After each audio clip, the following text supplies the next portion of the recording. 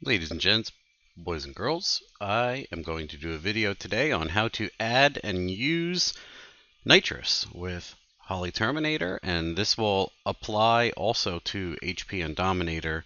Those have a little bit different options, but you'll understand it, or at least be more understanding than you were before you came here.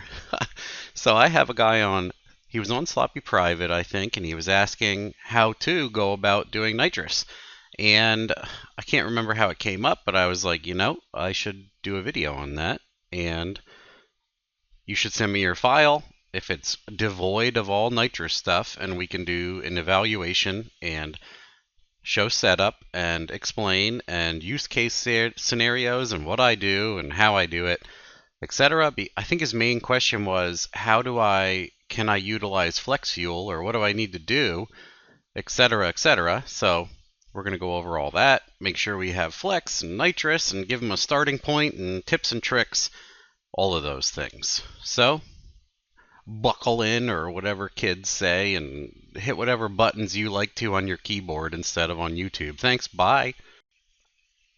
So Ryan had gone ahead and sent me his file, which I asked for, and we will open it up right now. And this is what he fired over. We can take a look at it. He's got a 1-bar map, or what is he running here?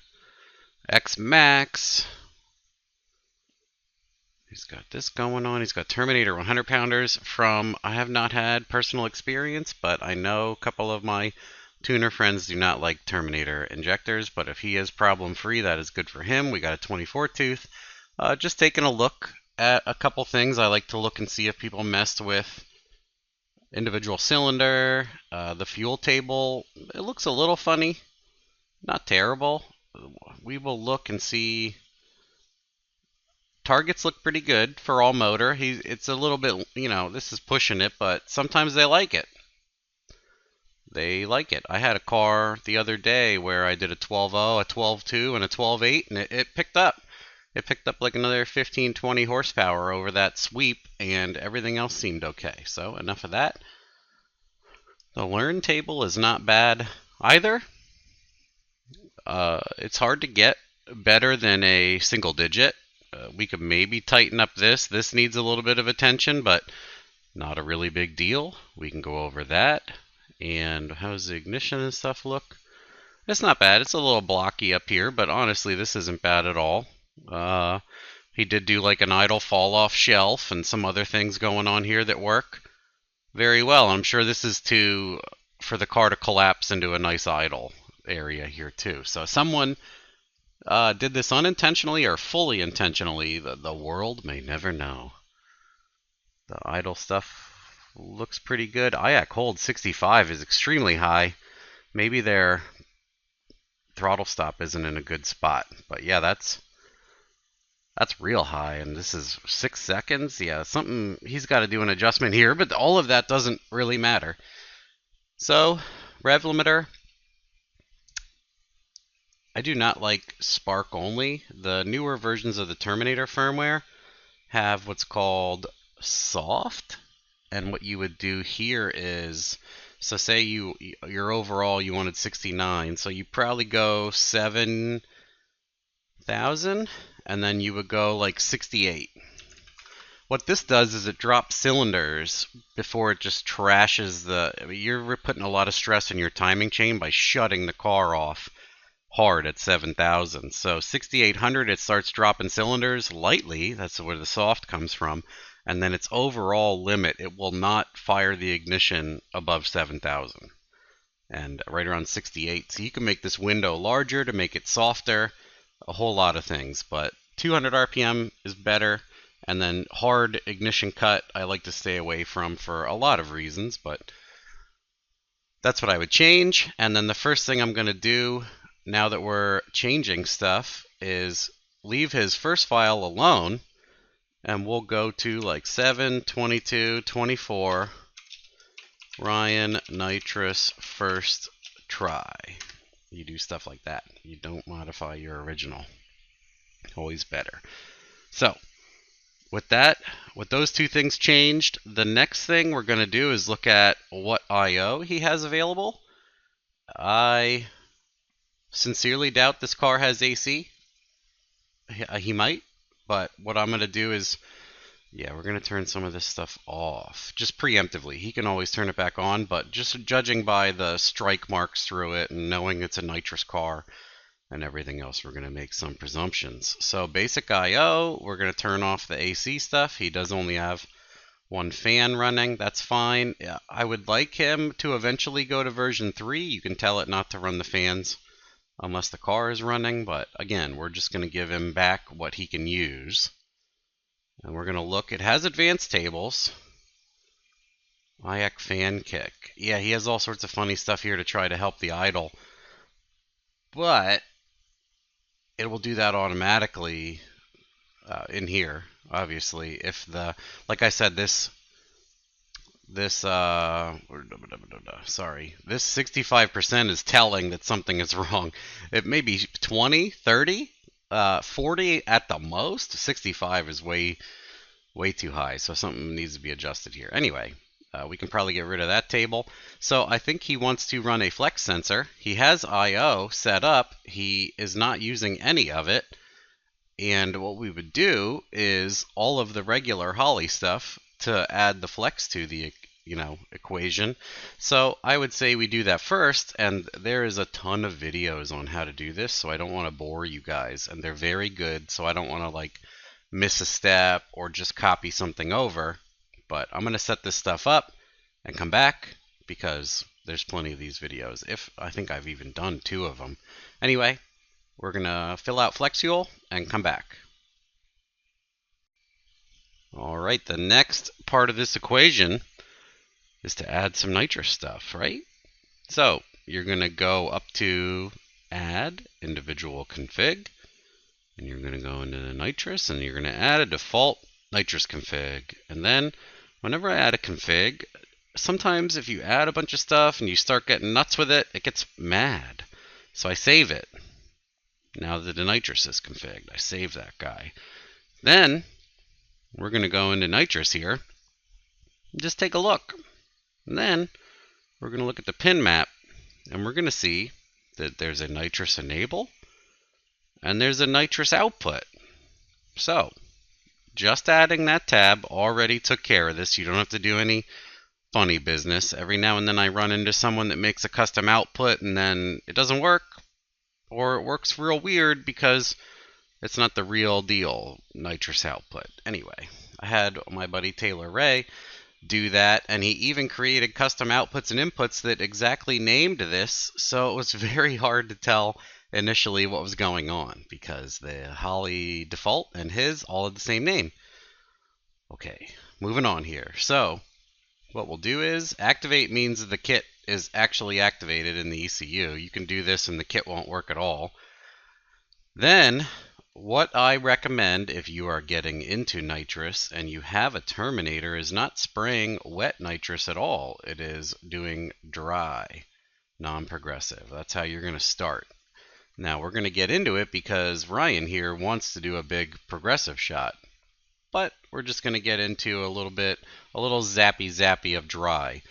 The explanation of the difference between dry and wet is spraying fuel and nitrous in the nozzle, plate, direct port, whatever you want to call it. That's why they call it wet. So that's why a carbureted intake is called a wet flow intake, and something like a truck intake manifold in a Gen 3 is a dry intake. So that is why. So sometimes when people spray too much without direct port, they're spraying into the throttle body with a plate or a nozzle. That intake was never designed to flow liquid. It'll puddle and you'll get a nice backfire and you'll rip the intake apart. Super cool. Dry, that is not impossible, but dry it is much less likely. And also what is cool is it's adding the fuel with the injectors. You have to make sure you have enough injector if you're going to do this. He has 100-pounders. That'll get him really far. And you have to make sure you have enough injector, especially if you're doing ethanol. You got 40% more fuel flow on top of gasoline. So make sure your fuel's in order, or talk to somebody that knows about fueling, but get some fuel in there. I like to do dry. It's very simple. One nozzle. What's cool if you do a plate, if it's a wet plate, you can spray nitrous in both nozzles. So you can think about all sorts of funny stuff to do with that. Anyway, here we go. We got the nitrous stuff set up, right? So what's cool about this is the extremely long list of options you don't have to do. They are built in. And you're going to leave most of this alone. And if you're going to spray progressive, which can adjust the amount of the shot, think of it as your boost controller adding boost, right? We'll come around to that. Okay. So what I like to do is I would go with their base stuff. So if you're swinging almost 7 like this is, you want your nitrous turned off before you're all over the rev limiter, because the nitrous can push the car through the rev limiter. So you might have a 6800 rev limiter, but if you have enough nitrous in there, you might go way past that. So that's something to consider. So you want to shut it off before your rev limiter. So this 3500 to 6500 is a great trigger range. The other thing that's cool is there's a stage duration. So if you ever had something funny happen, a solenoid melt, stick, who knows, it'll just keep spraying, blah blah blah.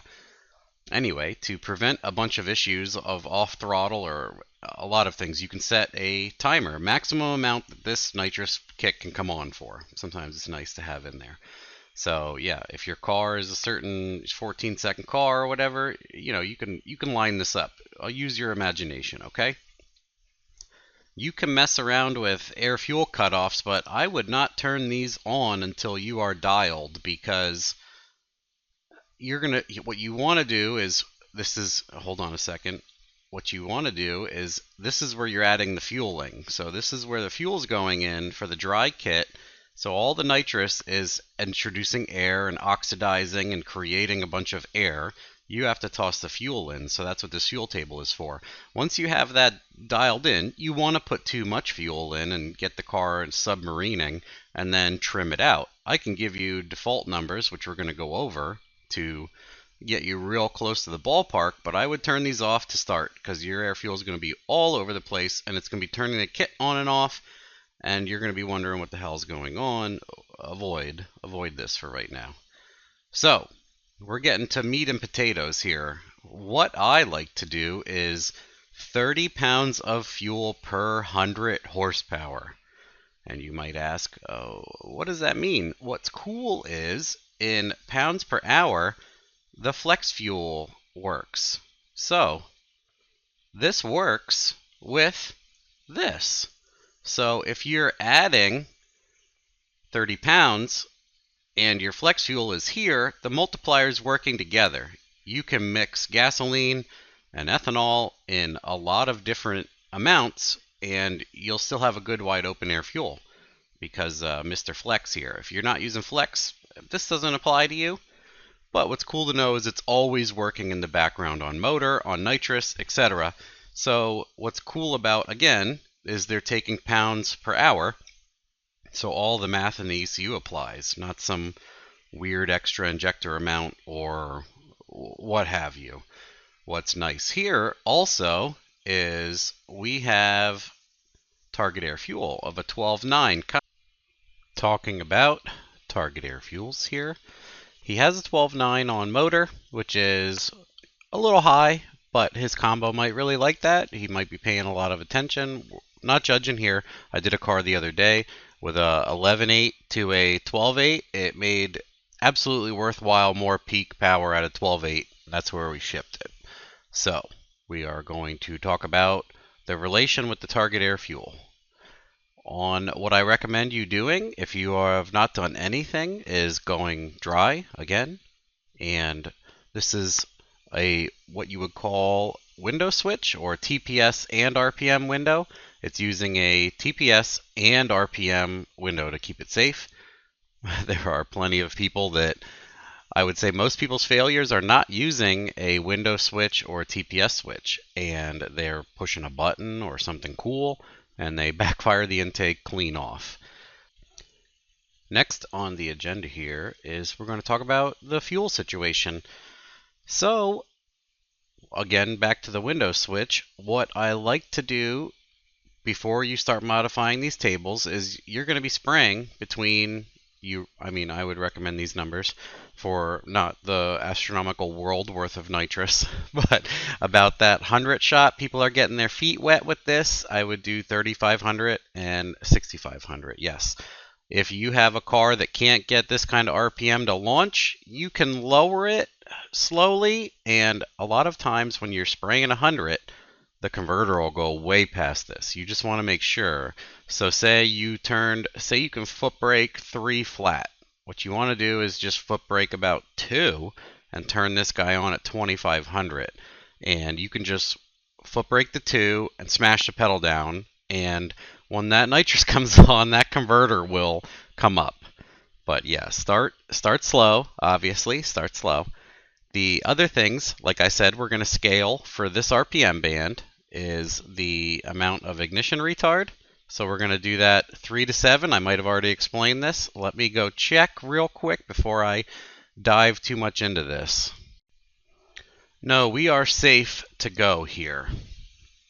And a trick I learned from Chris Ortiz is you change this so this can be time, RPM. If you're, depending on how you leave and how much you leave on, the time-based is something, I think that nitrous guys or something else, they can get into that, they know it. For 99% of people, I would disable fixed timing because you want the base engine one working, unless you know better, go ahead and do that. And the retard hold, you just want to leave default, in my opinion. So the next thing you're going to do is you might want to scale. No, actually, might want to is not true. You're going to scale this to 3,000 and 7,000. So that's where you're using your kit. You should have good resolution over your kit. It's coming on at 3,500 and shutting off at 6,500. You need to make sure your engine rev limiter is higher than this. Might have said it, saying it again. You don't want your kit on when your motor is supposed to be shutting off. And hitting a little bit more ignition than you need to out of the bottom end will promote good traction. Bearings will last longer. Car will be less violent on power and coming in and upsetting the tire and chassis, etc. It's just a good thing to do. If the converter's huge, it's swinging through here anyway and just, breezing through where it doesn't need the ignition, and then what have you up top. For 90% of people, 100 shot is kind of a joke on a V8 car, so I usually end up pulling no timing once that kit is going in hard over 5,500. So I will yank maybe 2 down low and then feed it into 0. If you're spraying more nitrous, obviously you should, if you're not tuning it on a dyno or something else, you're going to have to consult a chart. The only thing I would caution with is people get a little overzealous with this or not enough. So some people are yanking like 20 degrees out of it and the car is struggling to accelerate through it and they're having an issue with that. I would say you want to pull maybe 2 or 4 degrees per 100. That might not be what you end up at, but that's maybe where you should start. Again, the first 100 is kind of a freebie. You pretty much don't need to do this. And if you're doing ethanol or other stuff, you're going to have to mess with all of that. The other thing I wanted to touch on again is he has a target of that 1290. I would change this to an 11.8 or something safer until you get everything dialed in. And you'll have a better day with that for sure. So it's roughly, again, 30 per 100 horsepower. You're going to kick all this stuff on. Hopefully you have to trim a little bit of this, and your target is good, and everything else is happy. What you don't want to do is if the car is rich and pulling 15% of fuel, you don't want to go in your fuel table and yank it out, because on motor, you're going to be missing that fuel. Any fuel adjustments you're going to do should be done to the fuel enrichment amount for the dry kit. So if it's lean or rich, you're adjusting this one only. And then obviously if it's always rich or lean in a part of the RPM, you can tweak it, but usually this is, for an automatic nitrous car, all you're doing is flatlining this. So That's it. Again, let me know in the comments if some of this is a struggle. It might be a lot to take in, but once something's set up very simple like this for 100, it's really hard to hurt something on a 100. I shouldn't say that out loud. And talking about dry, it's again 30 horsepower. So if you're going to do a 200 shot, you want to do about 60, and you're good to go. So next we're going to talk about progressive. Real quick addition here for something I'm proof watching while I'm recording these sections. One thing I wanted to add is the dry fuel delay and ramp. What's happening here is wet versus dry flow intake, like I explained earlier. What's going to happen is some cars, depending on how far and how well the air travels a lot of things, there's going to be a delay from when this turns the kit on, it's going to start spraying the fuel immediately, and it might take a fraction of time before the nitrous actually gets into the cylinder, and you might have a fairly bad rich bog or other situation.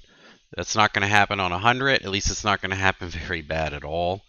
So what you would get into is if you're spraying real big, you might have a spot where you're slamming in 90 pounds of fuel and it takes 100 milliseconds for the nitrous to get there, and it wants to just bark until it gets the spray and then take off. Another bad situation. So if you start spraying and raising the amount of nitrous and you start seeing that big dip, so if you're leaving on a brake and you're already wide open, not acceleration enrichment oriented, if you're already on the brake, you're already wide open, and that kick comes on and you have you submarine that thing, and it just tanks, like the car dies and then comes to life. Sometimes the air fuel will seem rich, but the car is revving and happy and everything else. In those instances, you cannot trust the O2 data. The engine is happy. A lot of stuff, like people mess with acceleration enrichment at idle again and just stab it, and they want that to stay like a 12 or a 13, and the car is like lean backfiring and doing all sorts of dumb things.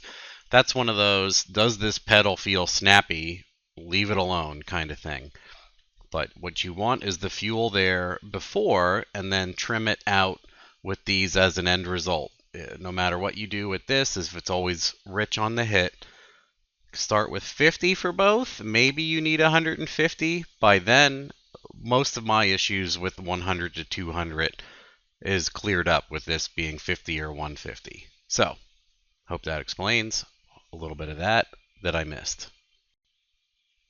Moving on here, we're going to talk about a little bit of progressive. So you're going to choose progressive, and you're going to get another option here. Here's fuel, and here's progressive control.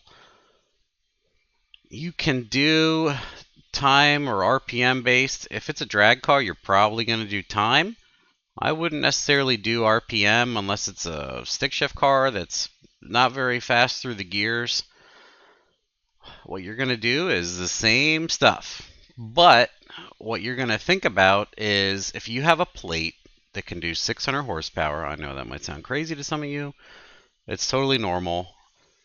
Let's say 200 horsepower plate. So you're going to do 60 in here, 60%. So 200 horsepower, 60 pounds of fuel.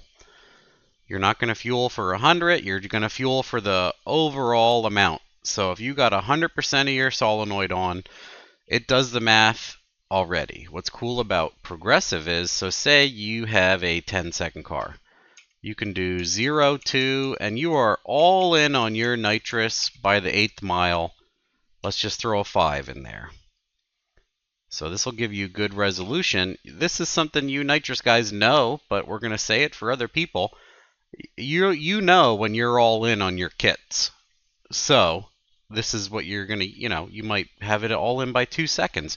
It's going to give you the best amount of resolution there. But if you're a guy that's pouring it on up to the 8th, so say you're in you're in high gear and you're past the 8th after 5 seconds.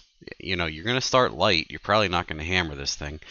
A manufacturer for a nitrous kit, you have to have a solenoid that is okay with being pulsed, and then you have to have a solid state relay that can also pulse. So you are going to have, more than likely, they're going to give you a frequency that's compatible. Otherwise, the go-to on a lot of PWM stuff is like 120. That means it's sending the instructions 120 times per second.